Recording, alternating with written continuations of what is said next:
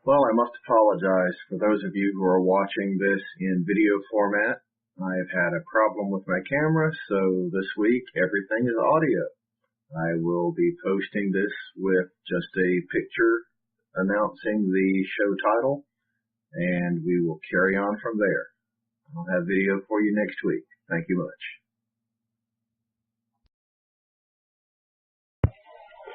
Hello everyone, it's DJ. I'm going to try something a little different this week. I've received some feedback that I can sound a bit Ben Steinish when I talk, so I'm going to attempt to do this week's episode unscripted. Maybe part of the reason was simply because I would write an article which I would then post on the website and also use as a script while making these videos or podcasts if you're listening to the audio version. So, let's see how things turn out if I don't have a script. So, this week, I'm going to talk about the survivor benefit plan and whether you should choose it over a life insurance policy. Some of you have heard me talk about this before, but due to the frequency with which this seems to come up during the work week, I figure it's a good topic to discuss on this platform.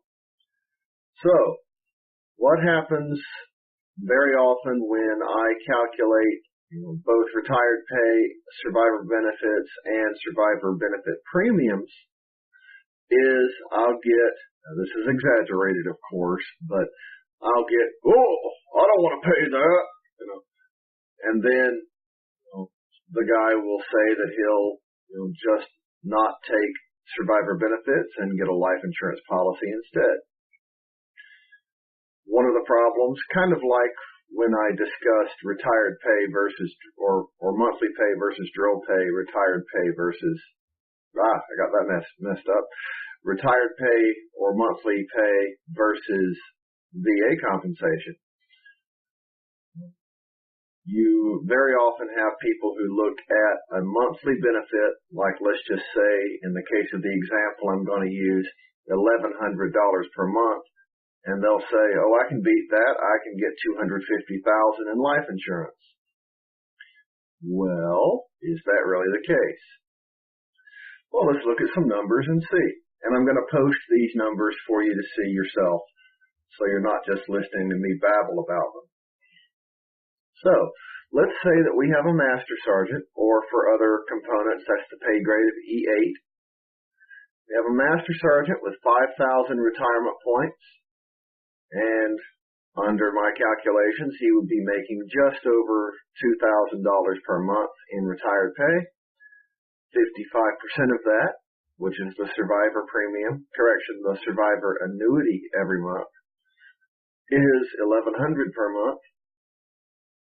And the survivor premium is just a little over $200 per month. Now, my calculator does tend to guess a little bit high on the premium side. It can be 10, 15% less, but it varies from case to case. So it's good enough for planning purposes. So we have this E8 receiving $2,000 a month in retirement pay, and I'm saying that essentially 10% of that is the survivor premium. Now, one way I soften the blow is I'll say 10% to get 55% isn't a bad return on your investment. But speaking in financial planner terms doesn't always win the case. So sometimes I have to use this other tool, which is actually quite decent. This other tool which compares life insurance to survivor benefits. So in this example, I'm assuming that this person is married, that his wife is 3 years younger than he is,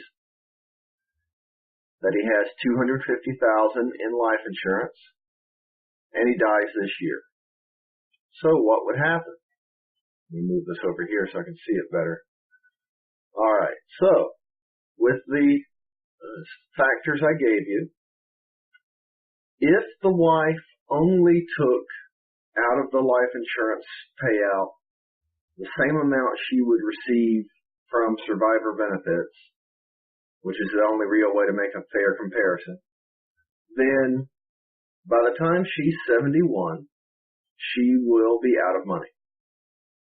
Now, obviously, I know that most people need more than $1,100 per month to survive, and I can actually adjust the numbers on this to get a better comparison. But this works for our example. So if the retired EA wanted to provide something for his wife for the rest of her life, then he's about 14 years short. The actuaries, the bean counters, expect that she'll live to about 85. And here's the part that normally wins things in my favor. The minimum life insurance you would need to provide in this case exactly $1,105 per month to this widow for the rest of her life would be $558,338.58. So, a little bit more than $250,000 that he already had. What I normally advise people, and I always, of course, tell them that I'm not a financial planner, but if I were, I would say that if they want life insurance, they could use that as a supplement to the survivor benefit plan, not a replacement for it. Now, another reason I say that is since I primarily work with reservists, their retired pay doesn't start until typically age 60, which means if they're looking for life insurance, it's going to be much more expensive.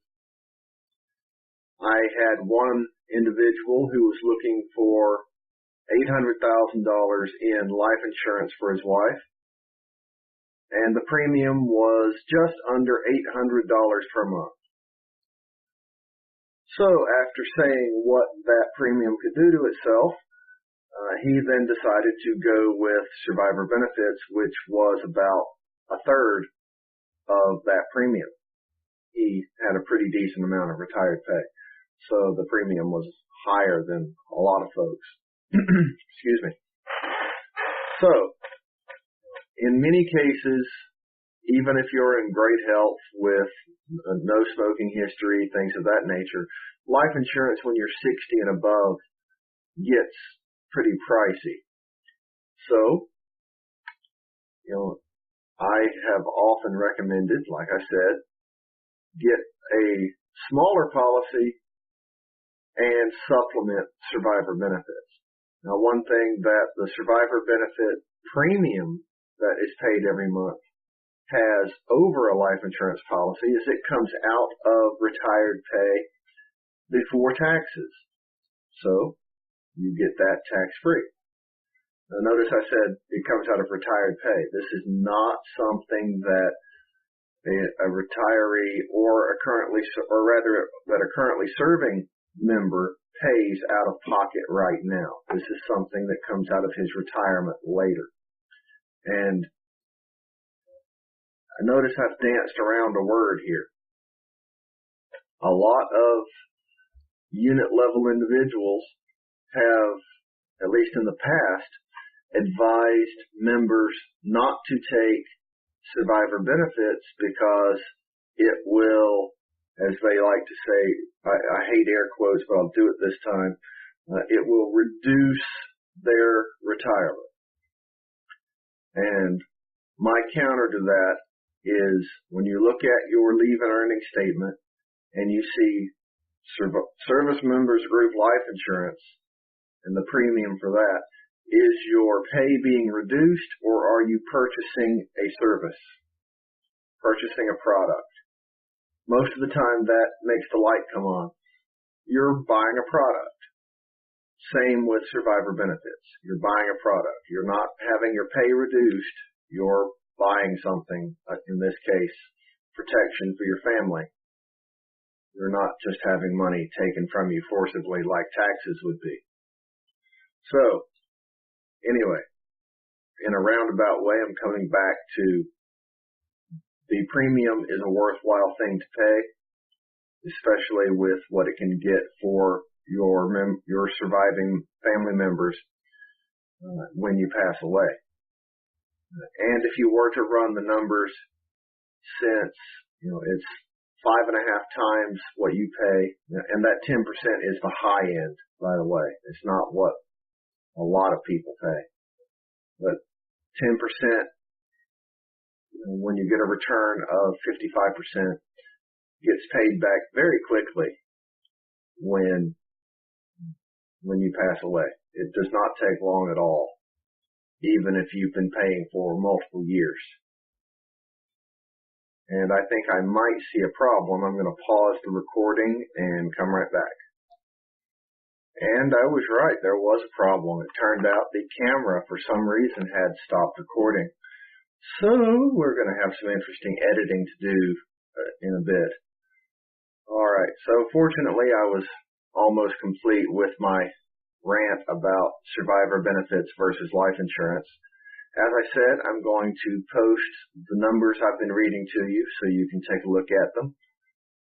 Hopefully this was clear, even if you were listening in a purely audio format, which even if you're watching the video, that happened for a little while, because I'm going to add some filler to make up for the lack of video. If you have any questions about what I have said today, then please post them in the comments section. If you think this was not understandable, I would like to know that so that I can do better in the future.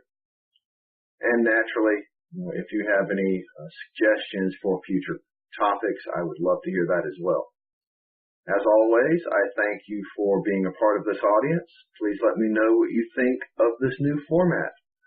And naturally, thank you for your service.